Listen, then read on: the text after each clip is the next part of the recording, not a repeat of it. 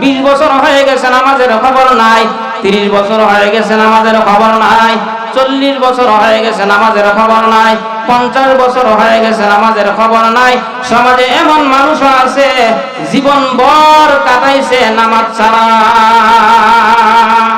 2,88,00,000 বছর জাহান্নামের আগুনের মধ্যে জ্বলতে হবে। মুসলমান ভাইয়ের আমার, আল্লাহ পাক রব্বুল আলামিন যখন হাসরের ময়দানে বিচার কার্য যখন এরকম ভাবে কায়েম করবেন, বিচার কার্য কায়েম করার সময় হযরত আদম আলাইহিস সালাতু ওয়াস সালামকে সম্বোধন করে বলবেন, হে আদম, তোমার জান্নাতি সন্তানদেরকে আলাদা করে ফেলো, আলাদা করে ফেলো। হযরত আদম আলাইহিস সালাতু ওয়াস সালাম আল্লাহ পাক রব্বুল আলামিনকে বলবেন, হে আল্লাহ, পার্সেন্টেজ কত, কত ভাগের কত ভাগ জান্নাতি আর কত ভাগ জাহান্নামী? আল্লাহ পাক রব্বুল আলামিন বলবেন ওই দিন আদমকে 1999 জন হলো জাহান্নামী আর 1001 জন হলো জান্নাতি। চিন্তা করে বলেন, এখন জান্নাতি মানুষের সংখ্যা কম নাকি বেশি? জান্নাতি মানুষের সংখ্যা হলো কম আর জাহান্নামী মানুষের সংখ্যা হলো বেশি। কেমন বেশি? 1001 জন হলো জান্নাতি আর 999 জন হলো কি জাহান্নামী। মুসলমান ভাইয়ের আমার, এই জন্য আল্লাহর নবী বিশ্ব নবী মুহাম্মদুর রাসূলুল্লাহ সাল্লাল্লাহু আলাইহি ওয়াসাল্লামকে হাসরের ময়দানে আল্লাহ পাক রব্বুল আলামিন সুপারিশ করার ক্ষমতা দিবেন, সুপারিশ করার যোগ্যতা দিবেন। এক সাহাবী বলেন, ইয়া রাসূলুল্লাহ, ইয়া হাবিবাল্লাহ সাল্লাল্লাহু আলাইহি ওয়াসাল্লাম, আল্লাহ পাক রব্বুল আলামিন আপনাকে সুপারিশ করার মতো ক্ষমতা দিবেন, যোগ্যতা দিবেন।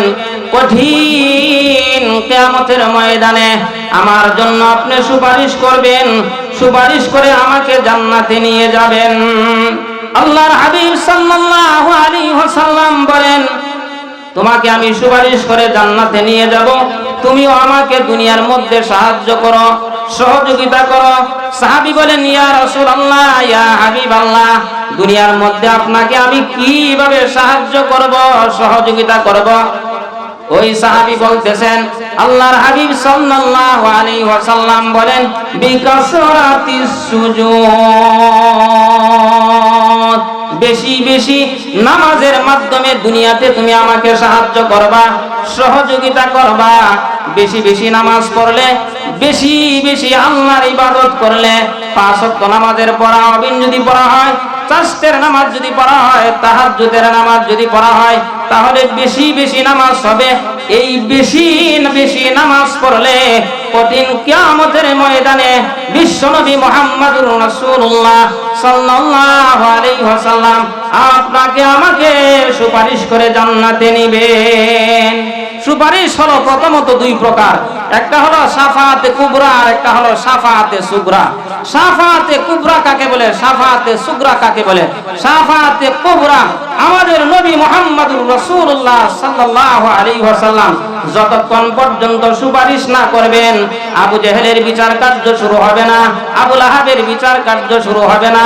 আমাদের নবীর সুপারিশ ছাড়া নমরুদের বিচার শুরু হবে না, ফেরাউনের বিচার শুরু হবে না, হামানের বিচার শুরু হবে না, কারুনের বিচার শুরু হবে না। নবী মুহাম্মদুর রাসূলুল্লাহ সাল্লাল্লাহু আলাইহি ওয়াসাল্লামের সুপারিশের মাধ্যমে ফেরাউনের বিচার শুরু হবে, কারুনের বিচার শুরু হবে, নমরুদের বিচার শুরু হবে, হামানের বিচার শুরু হবে, আবু জেহেলের বিচার শুরু হবে, আবু লাহাবের বিচার শুরু হবে।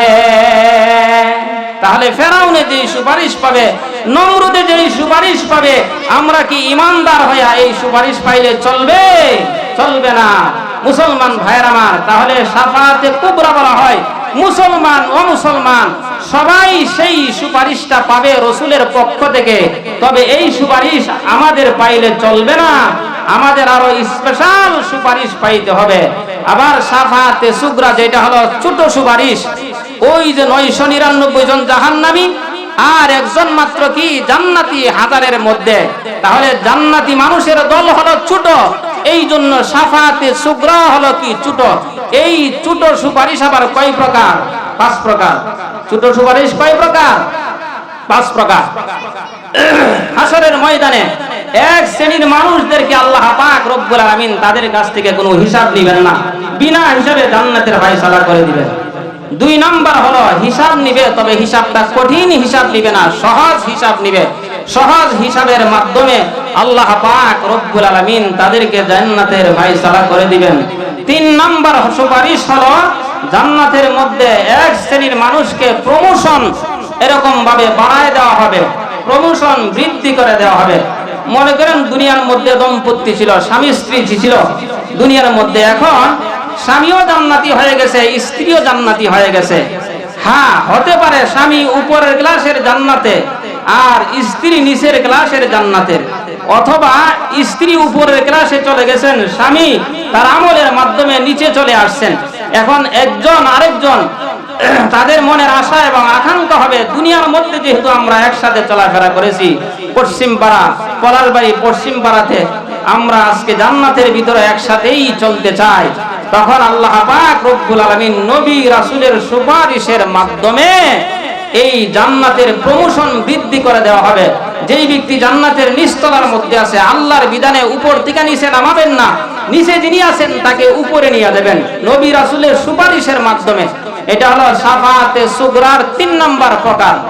আর 4 নাম্বার প্রকারটা হলো এক শ্রেণীর মানুষ দুনিয়াতে নেক কাজ করেছিল, গুনার কাজও করেছিল, এখন তাদের নেক কাজ আর গুনার কাজ হিসাব নিকাশ করে দেখছেন আল্লাহ পাক রব্বুল আলামিন অল্প গুনাহ আছে এই বান্দার আমলনামার মধ্যে, অল্প গুনার জন্য আল্লাহ তাআলা এই মানুষটাকে জাহান্নামে দিবেন না, নবী রাসূলের সুপারিশের মাধ্যমে, ওলিয়া উলিয়াদের সুপারিশের মাধ্যমে আল্লাহ পাক রব্বুল আলামিন এই মানুষটাকেও জান্নাতে দিয়ে দিবেন। বলেন সুবহানাল্লাহ।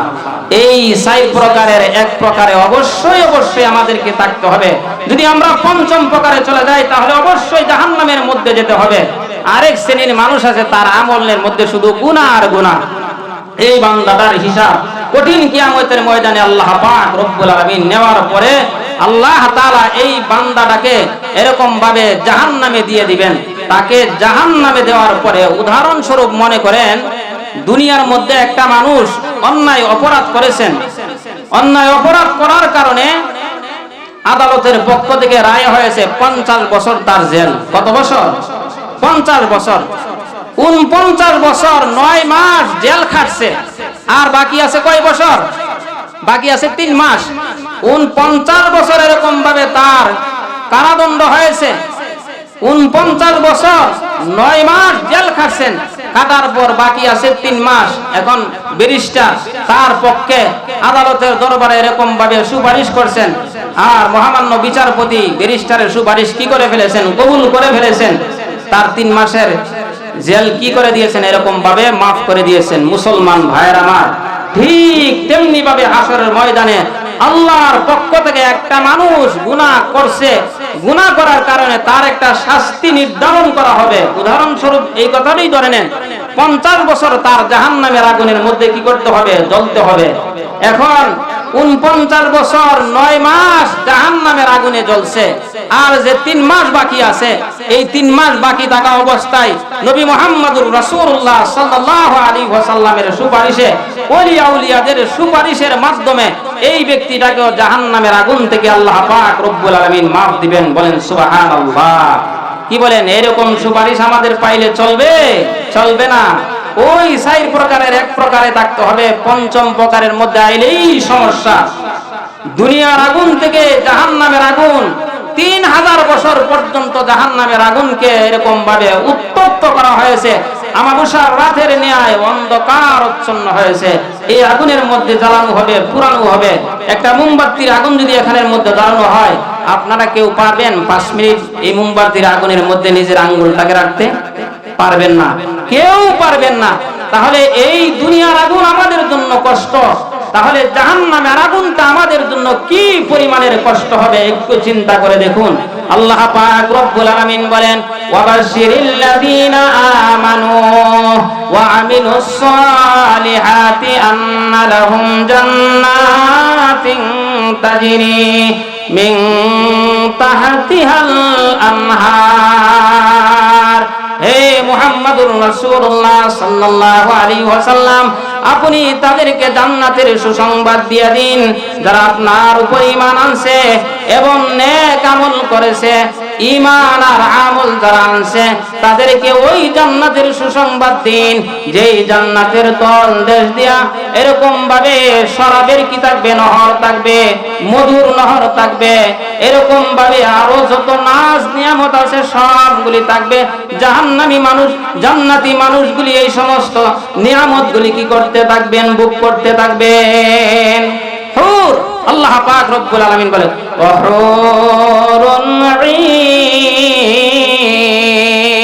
জান্নাতের মধ্যে আমাদের জন্য যে সমস্ত নিয়ামত রাখছেন, ছোট ছোট নিয়ামতের মধ্যে একটা নিয়ামত হলো আল্লাহ পাক রব্বুল আলামিন একটা মানুষের জন্য জান্নাতের ভিতরে একেবারে সর্বনিম্ন পুরুষের জন্য 72 জন বিবির ব্যবস্থা করে রাখছেন। কয়জন? 72 জন।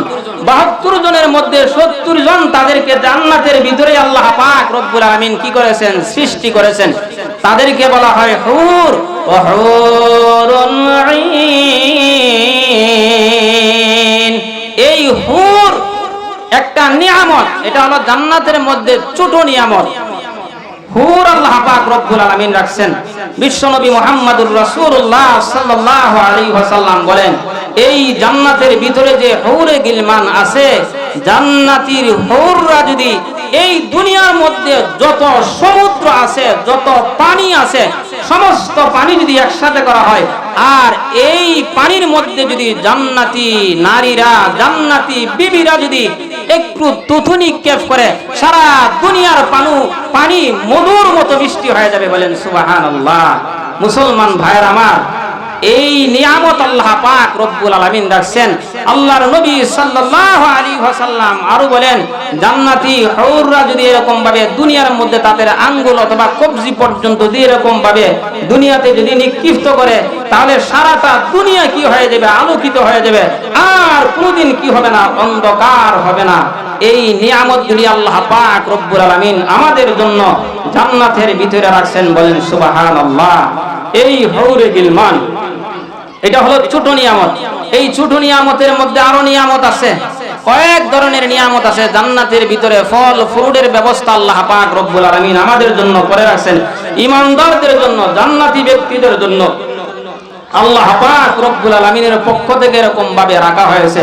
মুসলমান ভাইয়ের আমার, এই সমস্ত নাজ নিয়ামত আমাদের জন্য এরকম ভাবে কি করতেছেন, অপেক্ষা করতেছেন। এই নিয়ামতগুলি পাওয়ার জন্য দুনিয়াতে কোরআন মোতাবেক আপনাকে আমাকে কি করতে হবে, জীবন জিন্দেগি পরিচালনা করতে হবে। এর মধ্যে এটি হলো ছোট নিয়ামত, আর বড় নিয়ামত হলো আল্লাহ তাআলার দিদার নসিব হওয়া। জান্নাত দো যুগসে ইয়া রব কিয়া করো, জান্নাত দো যুগসে ইয়া রব কিয়া করো, আরজু है मैं तुझे देखा करो, आरज़ू है मैं तुझे देखा करो। আমি জান্নাত দিয়ে কি করব, আমি জাহান্নাম দিয়ে কি করব, ও আল্লাহ আমি তোমার সাক্ষাৎ চাই, আমি তোমার সাক্ষাৎ চাই, আমি তোমার দিদার চাই। এই সমস্ত যে নিয়ামত আছে, এই নিয়ামতগুলি থেকে আল্লাহ তাআলার সাথে সাক্ষাৎ করা, এক সেকেন্ড ওই সমস্ত নিয়ামতের চেয়ে আল্লাহর সাথে এক সেকেন্ড সাক্ষাৎ করা এর চেয়ে আরো বড় নিয়ামত। বলেন সুবহানাল্লাহ। আল্লাহ তাআলা বলেন লাহুম ওয়া লাহুম ফিহা আজওয়াজুম মুতাহহারা। জান্নাতের ভিতরে এরকম ভাবে আল্লাহ পাক রব্বুল আলামিন পবিত্র বিবির ব্যবস্থা রাখছেন। আমাদের দুনিয়াতে যে সমস্ত বিবি আছে, এই বিবিগুলির দেহের মধ্যে প্রস্রাবের তলি আছে, পায়খানার তলি আছে। মুসলমান ভাইয়ের আমার, এরকম ভাবে পচা রক্তের কি আছে, তলি আছে। এইগুলি মাসে মাসে কি হয়ে যায়, শরীর থেকে বের হয়ে যায়। মুসলমান ভাইয়ের আমার, আর জান্নাতি হুরে গিলমান যে আছে, তাদের শরীরের মধ্যে, তাদের দেহের মধ্যে পায়খানার এরকম ভাবে তলি নাই, প্রস্রাবের তলি নাই, পচা রক্তের তলি নাই। তারা উপরেটা যেমন পবিত্র, ভিতর দিয়ে এরকম ভাবে পবিত্র আর পবিত্র। বলেন সুবহানাল্লাহ। এক ব্যক্তি, এই কথাটা বলেই আমি শেষ করতেছি, এক ব্যক্তি কামিল পীরের কাছে মুরিদ হয়েছেন।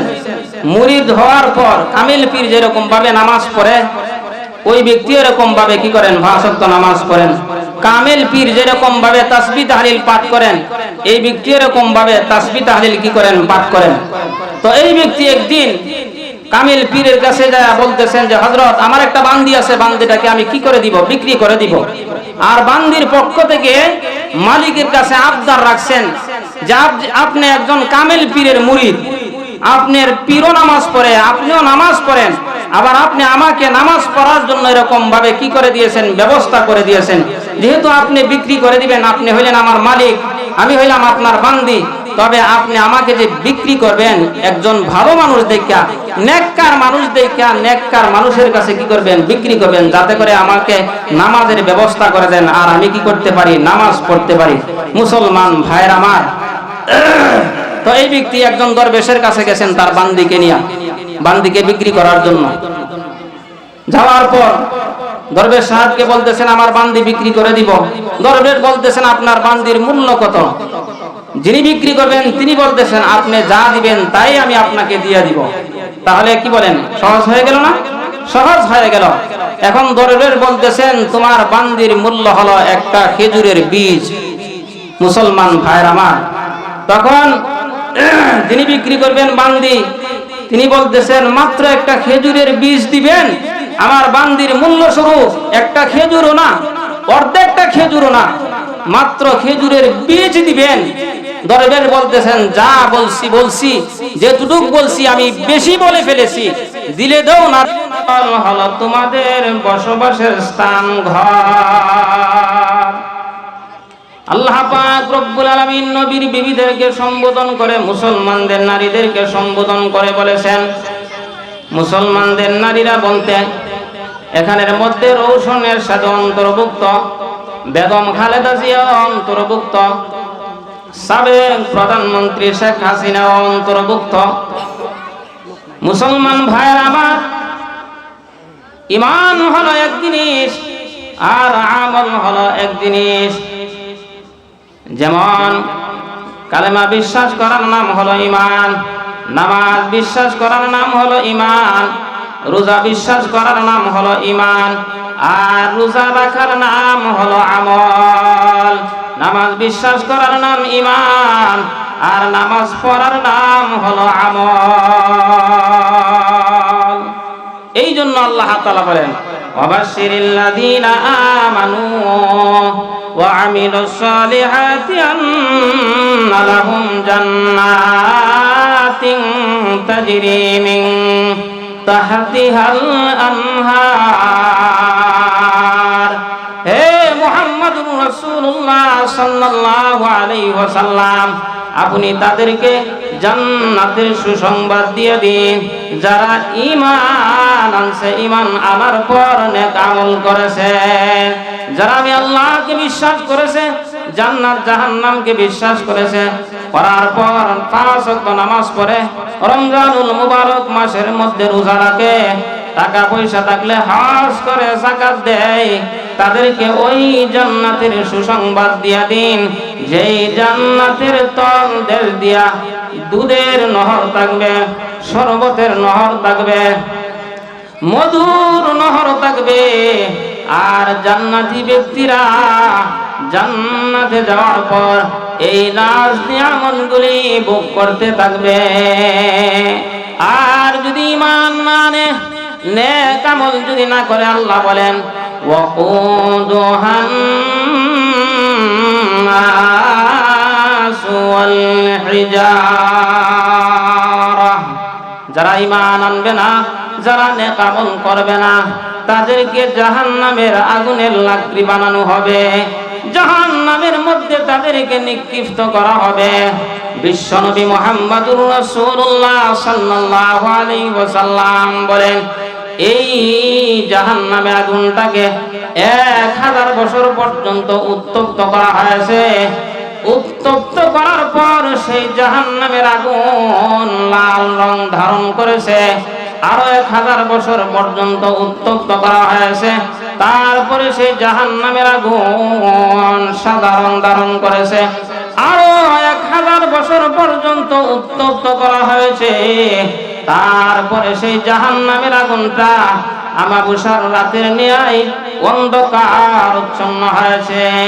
3000 বছর পর্যন্ত যে জাহান্নামের আগুনকে জ্বাল দেওয়া হয়েছে, ওই জাহান্নামের আগুন দিয়া জাহান্নামী ব্যক্তিদেরকে পোড়ানো হবে। যারা ঈমান আনবে না, নেক আমল করবে না, ওই সমস্ত মানুষদেরকে ওই জাহান্নামের আগুনের মধ্যে নিক্ষিপ্ত করা হবে। মুসলমান ভাইরা আমার, আল্লাহ পাক রব্বুল আলামিন পবিত্র কুরআনুল কারীমের আরেক আয়াতের মধ্যে বলেন, লিযযাকারি মিসলু হাযযিল উনসায়াইন। লিযযাকারি মিসলু হাযযিল উনসায়াইন। আল্লাহ পাক রব্বুল আলামিনের বিধান হলো, কোন বাবা যদি সন্তান দুনিয়াতে রেখে ইন্তেকাল করে, আর এই সন্তান বাবার যে সম্পত্তি আছে এই সম্পত্তিগুলি পাবে। ছেলে যদি হয় ছেলে পাবে ডাবল, আর মেয়ে পাবে কি সিঙ্গেল। তো আল্লাহ তাআলার বিধান হলো এই ছেলে ডাবল পাবে আর মেয়ে সিঙ্গেল পাবে। এখন এই আয়াতের উপর আপত্তি করেছেন তসলিমা নাসরিন। তসলিমা নাসরিন বলেন যে ছেলের যেমন হাত আছে, ছেলের যেমন পা আছে, মেয়েরও হাত আছে, মেয়েরও পা আছে। ছেলের যেমন মুখ আছে খাইতে হয়, মেয়েরও মুখ আছে খাইতে হয়। ছেলের যেমন দেহ আছে পোশাক পরতে হয়, মেয়েরও দেহ আছে পোশাক পরতে হয়। তো আল্লাহ পাক রব্বুল আলামিন ছেলেকে কেন ডাবল দিলেন আর মেয়েকে কেন সিঙ্গেল দিলেন? এটা হলো তসলিমা নাসরিনের আপত্তিকর কথা। এই জন্য কোরআন এমন একটি জিনিস, তোমার যুক্তিতে ধরুক কিংবা নাই ধরুক, যুক্তিতে আসুক কিংবা নাই আসুক, যুক্তি ছাড়া তর্ক ছাড়া কোরআনকে কি করতে হবে? মানতে হবে। তাহলেই তোমার ঈমান থাকবে, তাহলেই তুমি হইলা ঈমানদার। আর যুক্তিতে আসলে, তর্কতে আসলে তুমি বিশ্বাস করবা, এটার নাম ঈমানদার হতে পারে না। মুসলমান ভাইয়ের আমার, এই তসলিমা নাসরিন এই আয়াতকে অস্বীকার করেছেন। অস্বীকার করার কারণে বাংলাদেশের তৌহিদি জনতার আন্দোলনে রাতের আধারে এই দেশ ত্যাগ করতে কি হয়েছেন? বাধ্য হয়েছেন। আজও পর্যন্ত বাংলাদেশে আসতে পারে নাই, আমার মনে হয় আর আসতে পারবে না। এই সমস্ত মানুষ যারা কোরআনের বিরুদ্ধে কথা বলবে, এই সমস্ত মানুষের জন্যই আল্লাহ পাক রব্বুল আলামিন এরকম ভাবে কি রাখছেন? জাহান্নাম রাখছেন। মুসলমান ভাইয়ের আমার, এই তসলিমা নাসরিনের পরে আরেকজন মহিলা ছিল, সংসদ সদস্য ছিলেন ফরিদা রহমান। এই ফরিদা রহমান তসলিমা নাসরিনের মতো এরকম কোরআনের মধ্যে কি করেছেন? আপত্তিকর কথা বলেছেন। তসলিমা নাসরিনও বেঈমান, সেই ফরিদা রহমানও কি বেঈমান। মুসলমান ভাইয়ের আমার, এই জন্য আল্লাহ পাক রব্বুল আলামিন বলেন, ওয়াবাশশিরিল্লাযীনা আমানু ওয়া আমিলুস সালিহাতি আন্না লাহুম জান্নাতিন তাজরি মিন তাহতিহাল আনহার। আল্লাহ পাক রব্বুল আলামিন ঈমানদার যারা, মুমিন যারা, তাদেরকে জান্নাতের সুসংবাদ দিয়েছেন। মুসলমান ভাইয়ের আমার, এখন যুক্তিতে আসুন। তসলিমা নাসরিন যেই কথা বলেছেন, মেয়ের হাত আছে, ছেলের হাত আছে, মেয়ের পা আছে, ছেলের পা আছে, মেয়েরও মুখ আছে, ছেলেরও মুখ আছে, তাহলে ছেলেকে কেন ডাবল দিলেন? মেয়েকে কেন সিঙ্গেল দিলেন? ছেলেকে ডাবল দেওয়ার পর ছেলের সম্পত্তি শেষ হয়ে যায়, আর মেয়েকে সিঙ্গেল দেওয়ার পর মেয়ের সম্পত্তিগুলি স্টক থেকে যায়। বুঝতে হবে আমাদেরকে। যেমন ছেলে শুধু বাবার বাড়ি থেকে সম্পদ পায়, আর মেয়ে বাবার বাড়ি থেকেও সম্পদ পায়। বাবা ইন্তেকাল করলে আবার স্বামীর বাড়ি থেকে এরকম ভাবে কি পায়? সম্পদ পায়। তাহলে মেয়ে নিজের বাবার বাড়ি থেকেও সম্পদ পাইল, শ্বশুর বাড়ির সম্পদ পাইল। মেয়ের বাড়ির সম্পদ পাওয়ার পর, শ্বশুর বাড়ির সম্পদ পাওয়ার পর এই সম্পদগুলি স্টক রয়ে গেল। এইগুলি খরচের কোনো খাত নাই। পক্ষান্তরে ছেলে যখন সাবালক হয়, সাবালক হওয়ার পর বাবা ছেলের ভরণ পোষণের দায়িত্ব গ্রহণ করে না। এটা শরীয়তে এরকম ভাবে শরীয়তে জবরদস্তি করে এই কথা বলেন নাই। হ্যাঁ, বালেগ হওয়ার পরেও যদি বাবা নিজের ছেলেকে যদি এরকম ভাবে ভরণ পোষণের দায়িত্ব নেয়, তাহলে ছেলের প্রতি বাবা ইহসান করেছেন, দয়া করেছেন, মায়া করেছেন। তাহলে ছেলে বালেগ হওয়ার পর তার খরচের খাত বেড়ে গেল। বিবাহ করার পর স্ত্রীর খরচ, স্ত্রীর ভরণ পোষণের দায়িত্ব ছেলেকে গ্রহণ করতে হবে। আবার যখন সন্তান হবে, এই সন্তানের দায়িত্ব গ্রহণ করতে হবে। তাহলে ছেলে বাবার সম্পত্তি ডাবল পাওয়ার পরও 3 খাতে খরচ হয়ে গেল।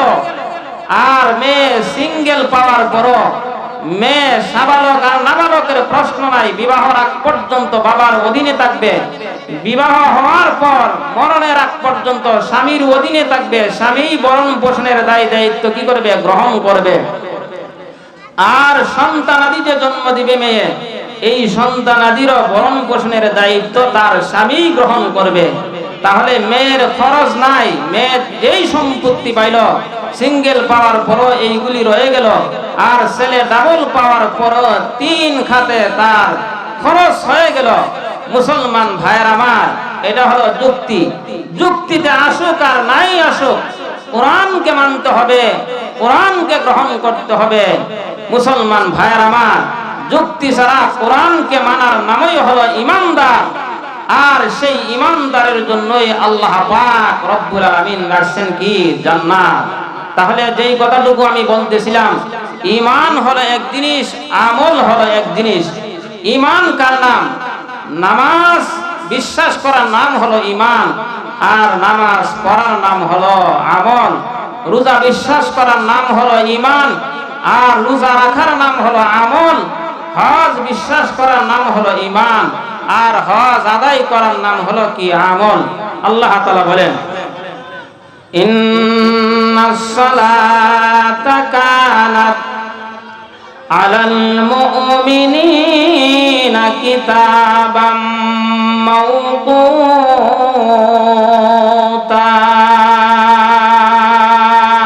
সময় মতো নামাজ পড়া আল্লাহ পাক রব্বুল আলামিন প্রাপ্তবয়স্ক পুরুষ আর মহিলাদের উপর ফরজ করে দিয়েছেন। এই নামাজ বিশ্বাস করার নাম ঈমান, নামাজ সময় মতো পড়ার নাম হলো আমল।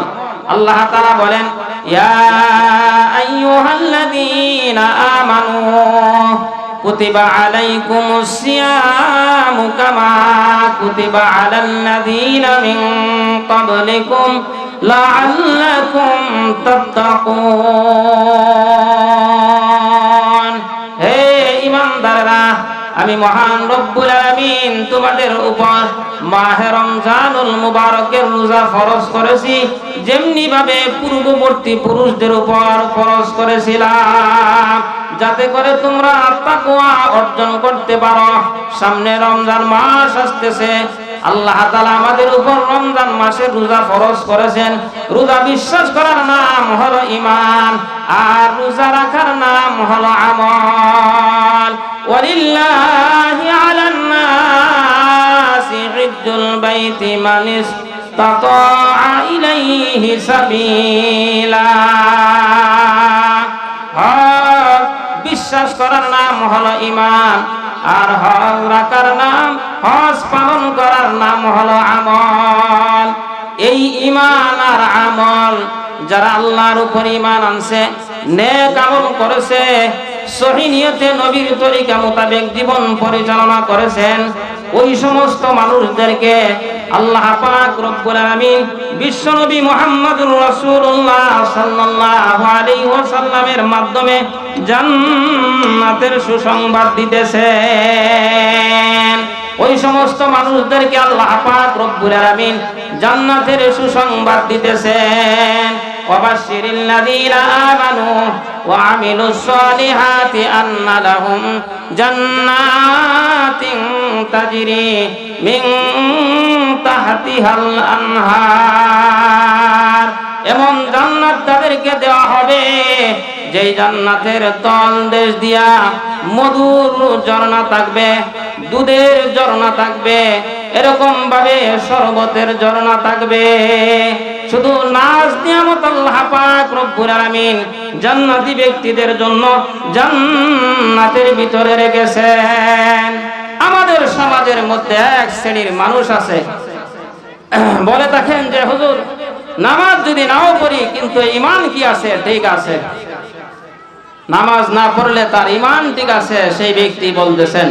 অথচ আল্লাহর নবী সাল্লাল্লাহু আলাইহি ওয়াসাল্লাম কি বলে দেখেন, আসসালাতু ইমাদুদ্দিন মান আকামাহা ফাকাদ আকামাদ্দিন ওয়া মান তারাকাহা ফাকাদ হাদামাদ্দিন।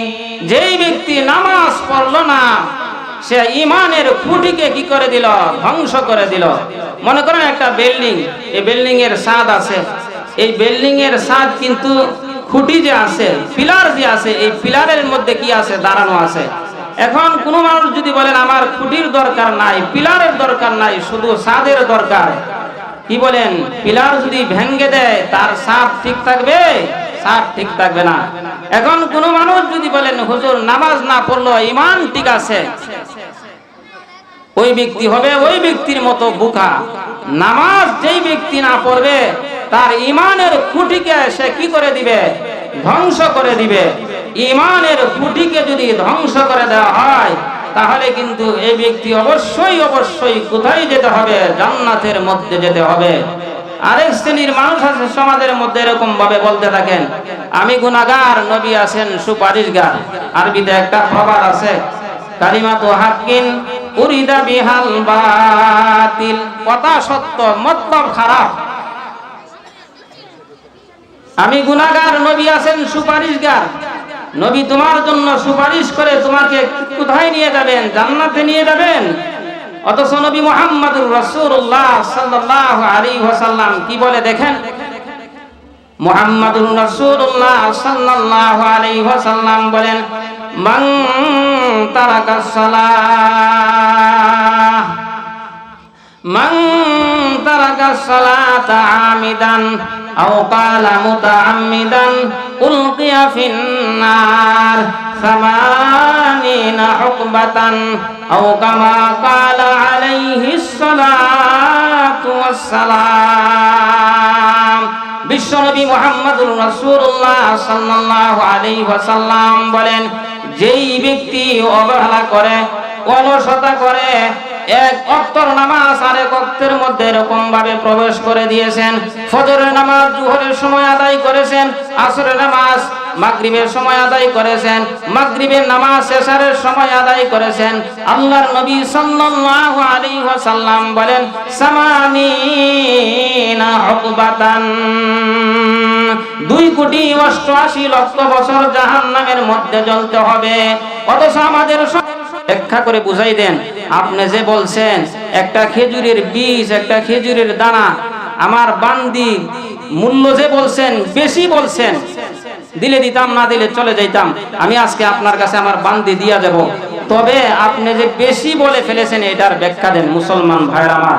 ওই কোরআন শরীফের আয়াত, কুল্লামা রুজিকু মিনহা মিন সামারাতির রিজকান ক্বালু হাদাল্লাযী রুজিকনা মিন ক্বাবলু ওয়া উতু বিহি মুতাশাবিহা ওয়া লাহুম ফীহা আজওয়াজুম মুতাহহারা। পবিত্র নারী, পবিত্র বিবি হলেন কোথায় থাকবে? জান্নাতের ভিতরে। ওই দরবেশ বলতেছেন ফি তাসবিহাতিন ওয়া তাহলিলাতিন। আল্লাহর নবী বিশ্ব নবী মুহাম্মদুর রাসূলুল্লাহ সাল্লাল্লাহু আলাইহি ওয়াসাল্লাম বলেছেন ফি কুল্লি তাসবিহাতিন ওয়া তাহলিলাতিন। দুনিয়ার মধ্যে কোনো মানুষ যদি একবার সুবহানাল্লাহ বলে, একবার লা ইলাহা ইল্লাল্লাহ বলে, সুবহানাল্লাহ বলার কারণে, লা ইলাহা ইল্লাল্লাহ বলার কারণে আল্লাহ পাক রব্বুল আলামিন তার জন্য জান্নাত নির্মাণ করেন। আর ওই জান্নাতের ভিতরে তার জন্য পবিত্র নারীদের ব্যবস্থা করে রাখছেন, পবিত্র স্ত্রী পবিত্র বিবিদের ব্যবস্থা করে রাখছেন। বলেন সুবহানাল্লাহ। আমি যে তোমার বান্দি কেনার জন্য একটা খেজুরের দানা আনতাম জামু, এটা আমার জন্য কষ্ট হবে, এর চেয়ে আমি যদি বসে বসে এরকম ভাবে সুবহানাল্লাহ লা ইলাহা ইল্লাল্লাহর তাসবিহগুলি পাঠ করি, তাহলে আল্লাহ তাআলা আমার জন্য জান্নাত নির্মাণ করবেন।